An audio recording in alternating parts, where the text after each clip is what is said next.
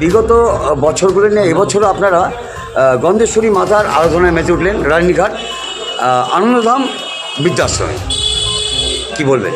এই বছরে একটা মাতা গন্ধেশ্বরী পুজো উপলক্ষে আমরা নবদ্বীপ শাখার অধীনে যত গন্ধবরী সম্প্রদায়ের সদস্য আছে, আমরা সবাই মিলে এই পুজোকে কেন্দ্র করে একটা সম্মিলিত হওয়ার চেষ্টা করি এবং আজও আমরা সেইটার দিকে আমরা চেষ্টা করছি। এই দিন সংবাদ মাধ্যমের মুখোমুখি রাজ্যের মন্ত্রী স্বপন বাবু কি বললেন শুনবো।